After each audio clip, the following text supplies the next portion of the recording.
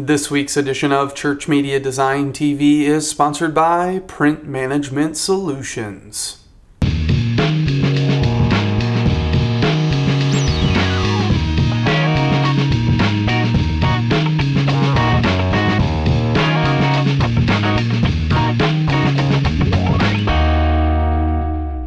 Welcome to another edition of Church Media Design TV, tips, tricks, and how-to for you, the church media designer.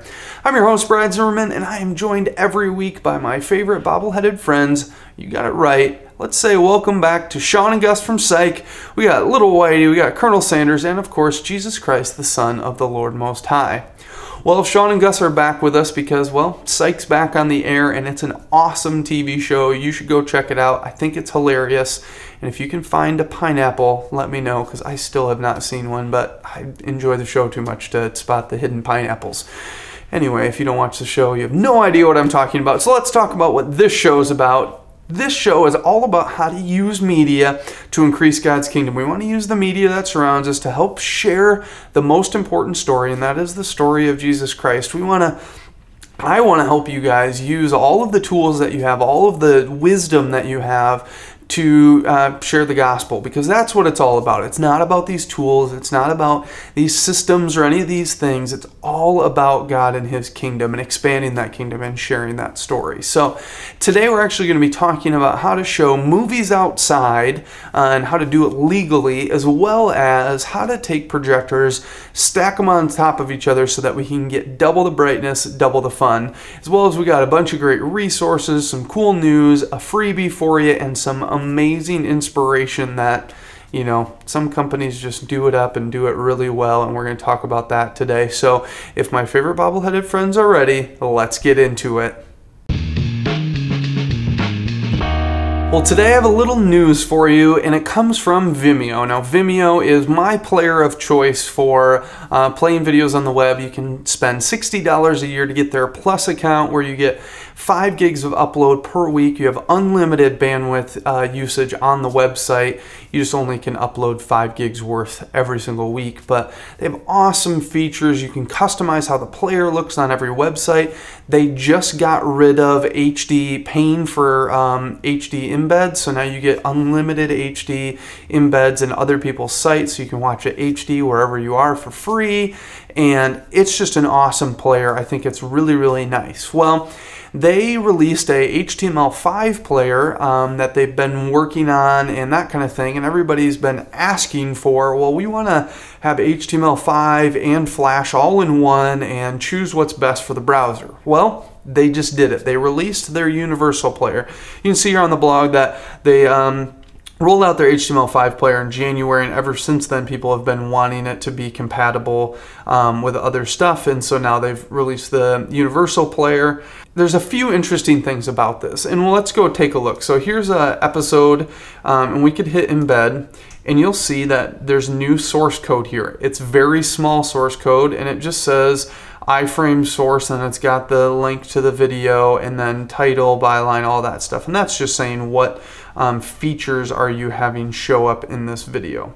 The interesting thing is that it's using a iframe. Now, an iframe is a frame within your website that you can load in, you know, an entire other website inside this frame. Now, what I don't totally understand, and I'm not a super duper web developer, I know enough to make myself dangerous, but what I don't understand is why they're using an iframe. This doesn't work in WordPress very well. It doesn't show up in Google Reader. I got really excited about this and said, oh, sweet, I'll switch out the code for the latest episode and see what it's like. And I was like, sweet, it worked on my phone. Perfect. Everything was great with that. It showed up on the website fine. When I went into Google Reader, nothing there, which to me is a big problem, because I'm all about people subscribing and using things like Google Reader or Mac Mail as their reader, you know, a lot of different things like that. And that's how I read websites, and so I don't want to have, you know, missing video, because if I don't see the video on the page or even see that there was supposed to be video there, I'm never going to even know that I'm missing something. So that's a big problem. Now, you can go to the old embed code and it'll show the old embed code and you can still embed that. Now I would love to figure out a way to, do a quick little switch so you can embed both, and then just have, if you're on the iPhone or iPad, that it pulls that browser code, or maybe even make it so that only if you're inside a RSS reader, the RSS feed pulls the old code in so that it shows up fine. So I'm still trying to figure that out. I just wanted to let you guys know about the new Universal Player. It's pretty sweet, but I wish they would get more on board with like what YouTube's doing, where it just works and it's the same code everywhere and all that kind of stuff. So check out Vimeo's new Universal Player.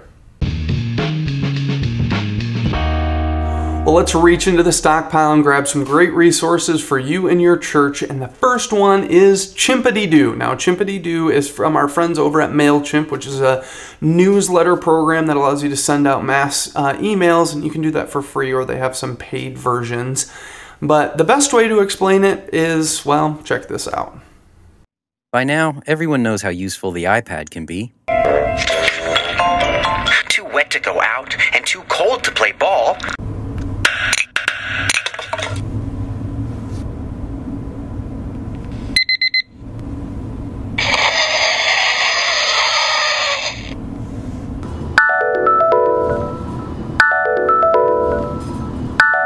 But did you know about MailChimp's new app for the iPad?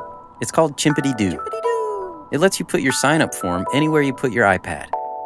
Easily pick a fancy background graphic, choose which of your MailChimp lists you want to connect it to, and customize what you want your form to say.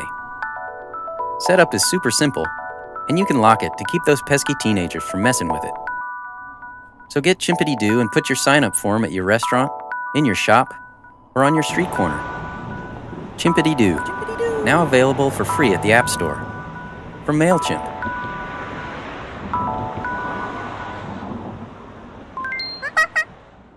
So as you can see from that video, there's a lot of fun ways that you can use Chimpity-Doo, but you could use this for your church to sign up for your email newsletter or to sign up for an event of some sort.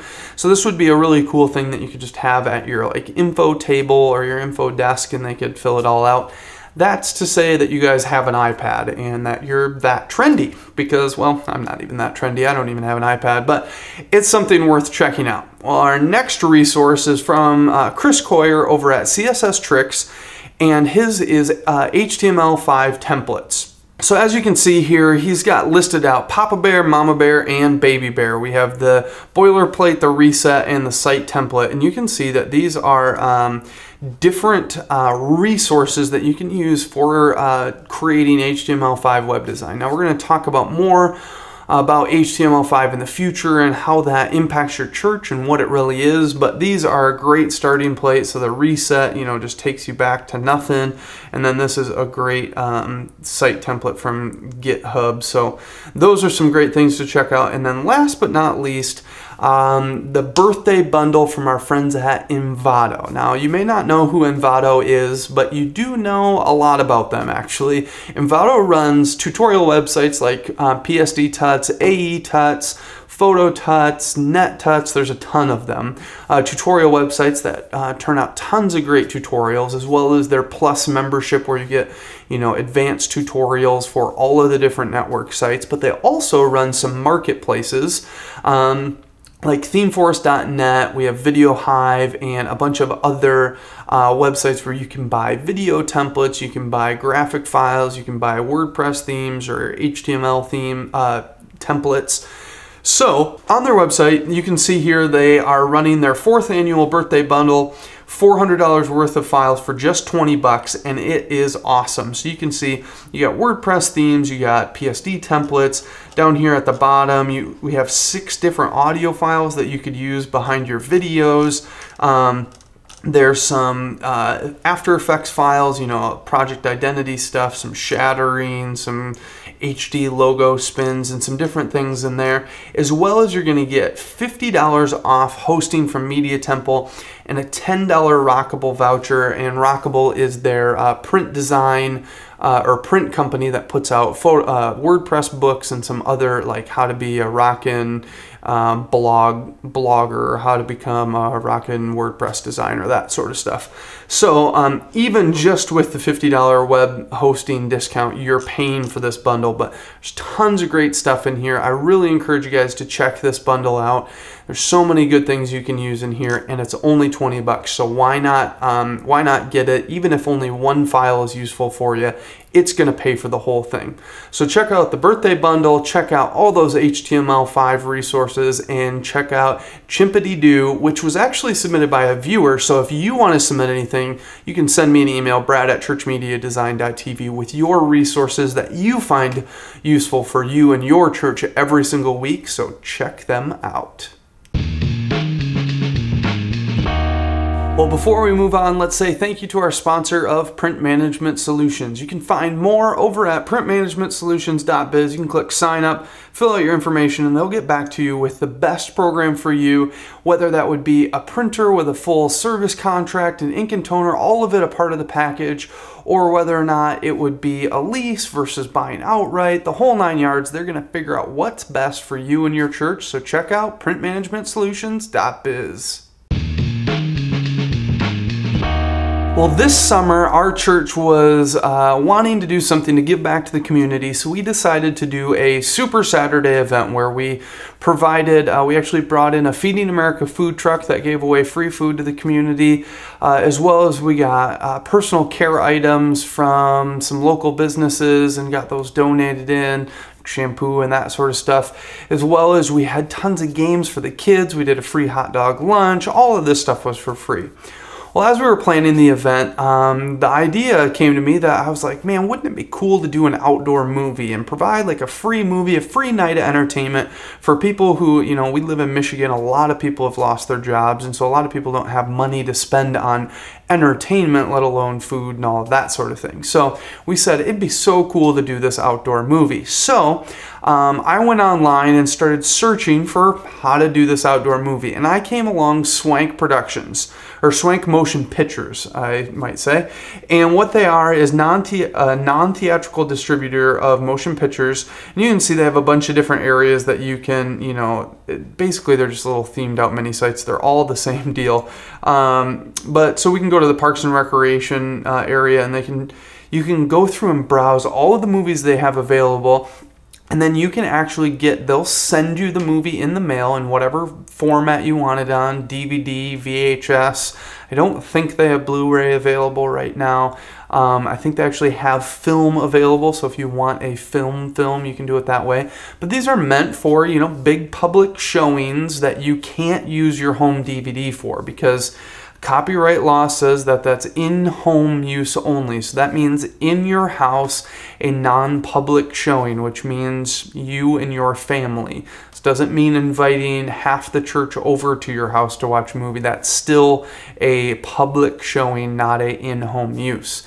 And so to show a movie outside or even in your church, you need to have a non-theatrical distributor give you the license and allow you to buy it from them. Now, I was really worried that this was going to cost a lot of money, and I was worried that I was going to have to say, let's just not be totally on the up and up and let's just do it anyway.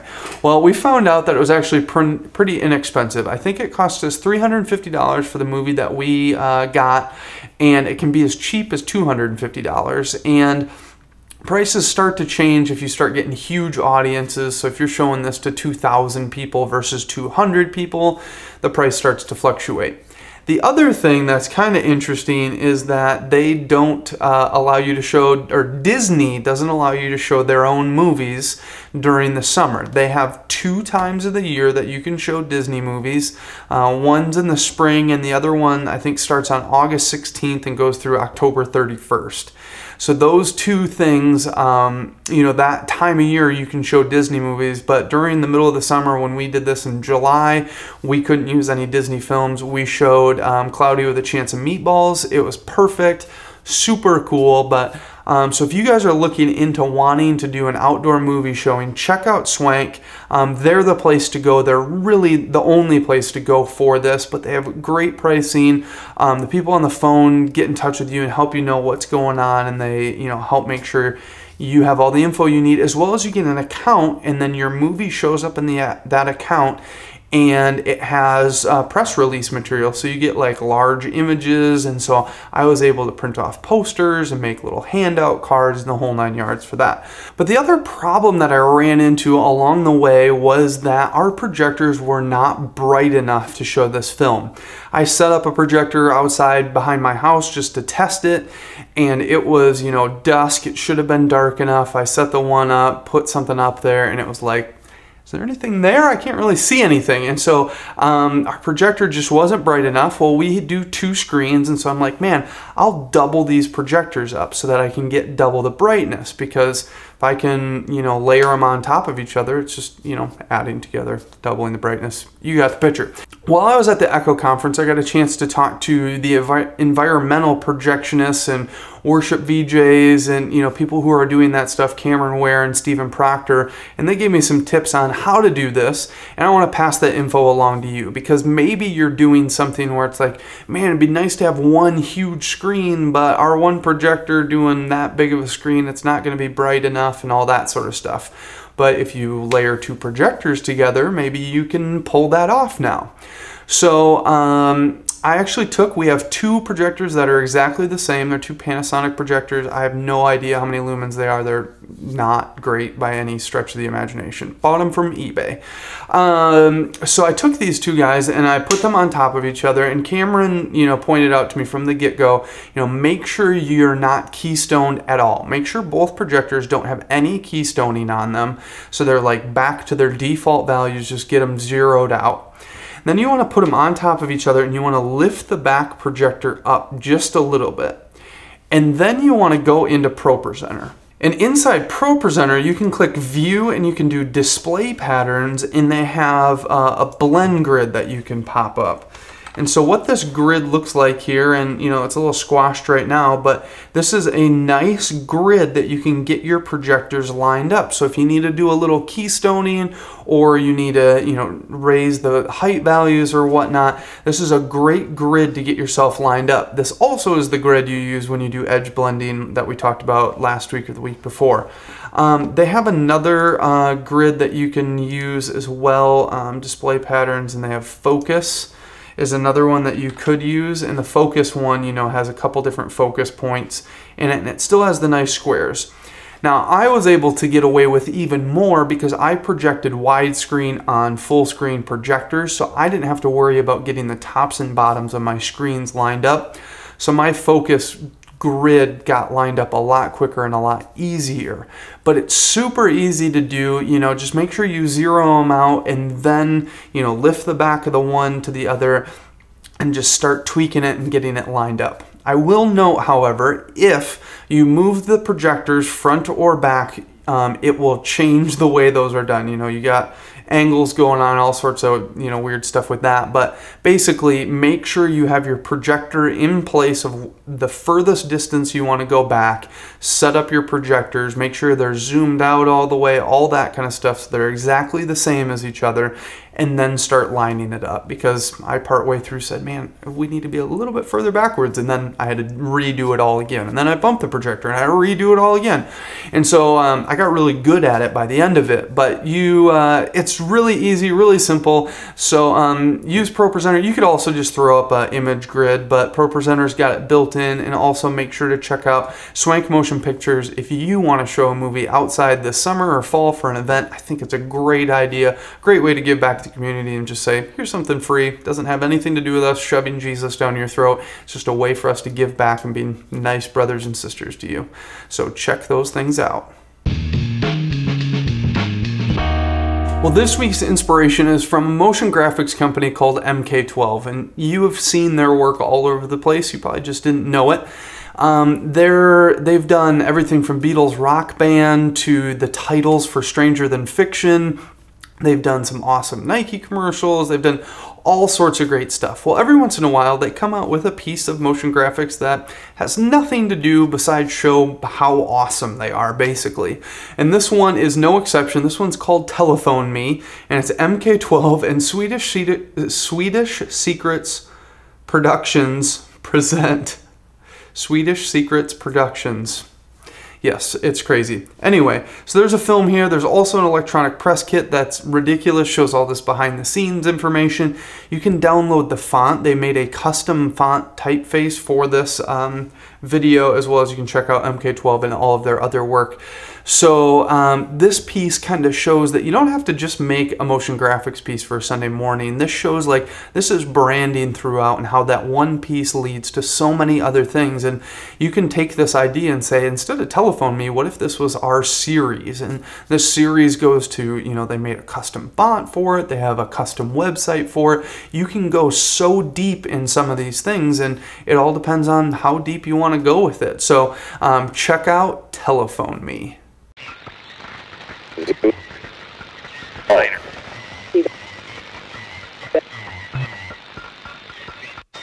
These X-ray films were made by the Voice Research Laboratory to prevent languages from being forever lost to the study of man. You could look at it as a kind of detective story.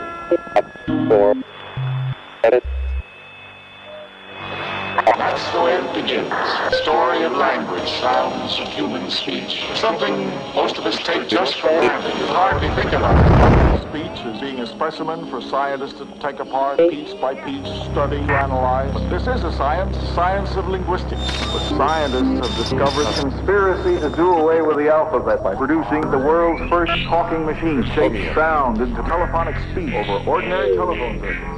The machine separates all sounds into two things, pitch and brain power. That gave the scientist an idea. Why not just create speech artificially? These patterns of light show pitch and loudness in each instant of sound. When they feed these patterns into the electronic automatic sound spectrograph computer digit translator, playback recognizer machine, phrase never kill a snake with your bare hands comes out looking like this. Never kill a snake with your bare hands. Looks more like a fuzzy kind of shorthand. But what really come out of the speech mechanism are electronic phonemes that confuse thinking, overtones that convey true meaning in any language. The speech areas of the brain are like a clean slate, ready to be written upon. The machines began charting their monumental conspiracy in the East in 1929 and have been painstakingly working their way to the West. Scientists don't know exactly how it all got started. Once on the move, the machine grew like a great telephonic tree with branches joining its limbs, branches growing out of other branches, branches running up into twigs.